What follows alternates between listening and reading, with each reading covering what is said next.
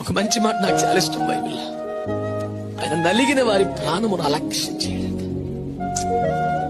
నాకు చాలా ఇష్టం మాట. అన్యాయంగా నిందలు, అవమానాలు, వేదనలు, బాధలు, పోరాటాలు నలిగిపోయావు చూడు. నీకు ఇంకే స్పెషల్ క్వాలిటీ అక్కర్లేదు బిడ్డ. నీ నలిగిన నీ జీవితమే దేవుని నిర్లక్ష్యం చేయలేడు. ఆయన స్వభావం అది కాదు. లైట్ తీసుకెళ్ళాడు, పక్క నుంచి బైపాస్ అయ్యి వెళ్ళిపోయి నలిగిపోతున్నావుగా. నిద్ర లేని రాత్రులు గడిపావుగా. నువ్వు చేసిన నేరం కాదు, నువ్వు చేసుకున్న పాపం కాదు, నీకు వచ్చిన శ్రమ లాంటిది, నీకు వచ్చిన కష్టం లాంటిది, నీ కుటుంబ పరిస్థితి లాంటిది. అయినా విశ్వాసం వదులుకోలేదు, ప్రభువును వదులుకోలేదు. నీవే నలిగిపోయావు. ప్రభువును వదిలిపెట్టి లోకంలోకి వెళ్ళవు. ప్రభువును సంతోషపరిచే స్థాయికి రాలేకపోతున్నావు. నలిగిపోతున్నావు నువ్వు. నా యేసయ్య స్వభావం తెలుసా? ఆయన నలిగిన వారి ప్రాణమును అలక్ష్యం చేయలేడు అన్నాడు. ఆయన వల్ల కాదు.